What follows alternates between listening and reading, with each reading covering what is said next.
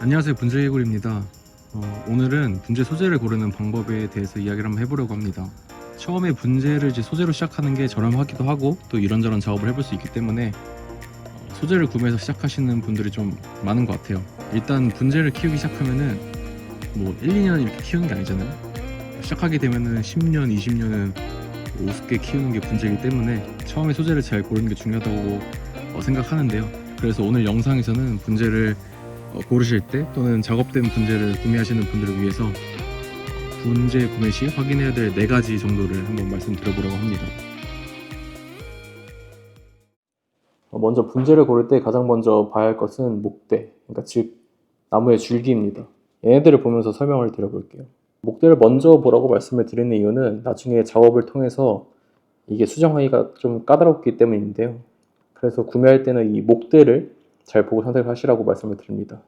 특히 얘네들 다 보시면은 이런 식으로 여기 아래부터 위로 갈수록 점진적으로 이 줄기 형태가 얇아지는 모습을 보실 수 있습니다. 이 간혹가다 아래보다 위쪽이 굵어져 있는 분재를 보실 수가 있을 건데요.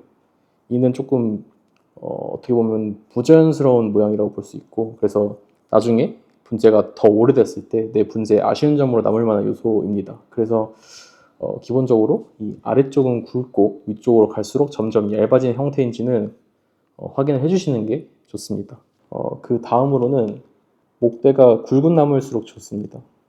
무조건적인 건 아니지만 목대가 좀 굵을수록 나무가 나이가 좀 많아 보이는 효과가 있고, 그리고 안정감 있는 형태를 만들기 쉽기 때문입니다.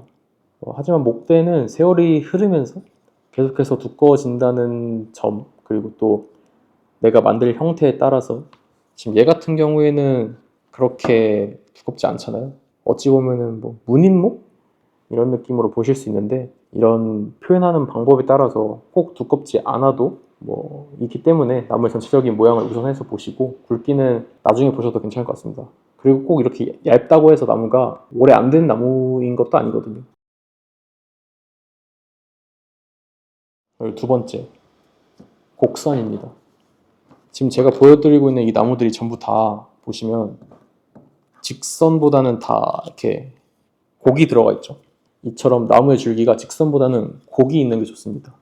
물론 직선으로 표현된 나무도 이렇게 우람해 보이는 그 멋이 있긴 하지만 제 경험상 이 곡선이 있는 줄기가 더 자연스럽고 예쁜 분재로 만들기가 쉽더라고요. 실제로 자연에서 자란 오래된 나무를 보시면 환경에 따라서 멋지게 곡선의 형태를 띠고 있는 경우가 많습니다. 예를 들어 바람이 좀 강한 지역에서 자란 나무는 이렇게 한쪽으로 휘어지거나 아니면 또 그 바람 방향으로 구부러진 형태를 띠고 있는 뭐 이런 식입니다. 분재는 기본적으로 좀 이런 오래된 나무의 모습에서 영감을 얻어서 나무 모양을 만드는 경우가 많기 때문에 아무래도 이렇게 곡선이 들어가 있는 나무가 이 느낌을 좀 더 표현하기 쉬울 거예요. 그래서 이 줄기에서는 이런 느낌으로 고른다라고 생각을 해주시면 될 것 같고, 근데 다만 이제 이렇게 곡을 표현하려고 너무 심하게 곡을 줘놓은 소재들이 있습니다. 뭐 예를 들어서 너무 이 곡이 규칙적으로 들어가 있다던가 아니면은 너무 스프링처럼 이렇게 말아놓았다고 하는 경우들이 있는데, 이는 그렇게 자연스럽지 못하고 인위적인 느낌이 나기 때문에 그렇게 추천드리지 않습니다. 그리고 세 번째, 가지의 마디입니다. 마디가 짧은 나무를 고르는 것이 좋습니다. 제가 이렇게 말씀을 드리는 이유는 이 스케일감에 관련이 있는데요. 보통 분재의 경우에는 이렇게 큰 나무를 축소시켜서 화분 안에 담아 놓은 상태라고 보시면 되는데요. 예를 들어서 나무가 있는데 어떤 한 가지만 이렇게 쭉 자라버리면은 이 전체 나무에서 이 가지 하나만 따로 놀게 되겠죠. 그래서 이렇게 마디가 길 경우에는 분재를 작으면서 완결성 있게 만들기가 상당히 어렵습니다. 물론 긴 가지도 이 스케일에 맞추려고 가지를 엄청나게 휘면서 이렇게 최대한 줄기에 가까이 붙여주는 경우도 있는데요. 이게 그렇게 자연스럽지도 않고 예쁘지도 않습니다.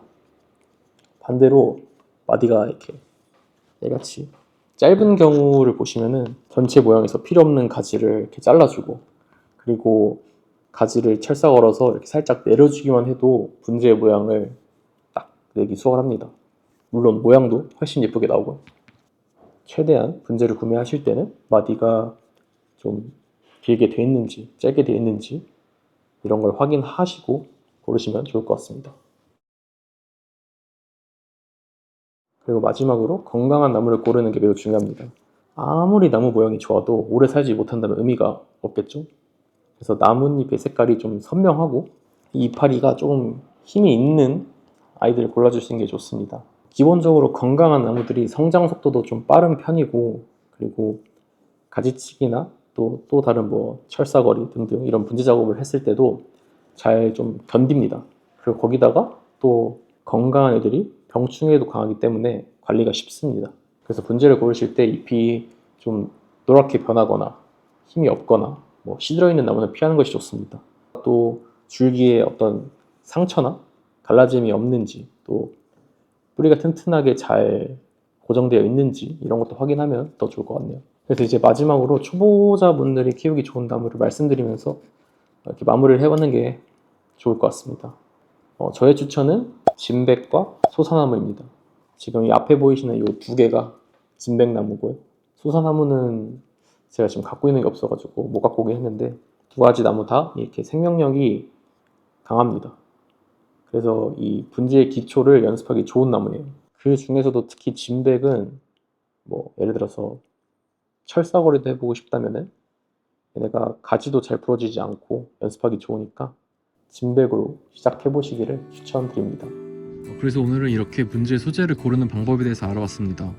목대 형태와 두께, 그리고 줄기의 곡선, 그리고 가지 마디의 길이, 그리고 마지막으로 나무의 건강 상태까지 이렇게 4가지에 대해서 말씀을 드렸습니다. 이 이외에도 다른 요소들이 있긴 하지만 제가 생각했을 때 이 정도만 알고 고르셔도 크게 무리 없이 좋은 소재를 고르실 수 있을 거라 생각합니다. 오늘 내용이 도움이 되셨길 바라면서 오늘은 여기까지입니다. 앞으로 또 건강한 분재 생활을 도와드리기 위해 더 유익한 정보로 영상 제작해 보겠습니다. 감사합니다.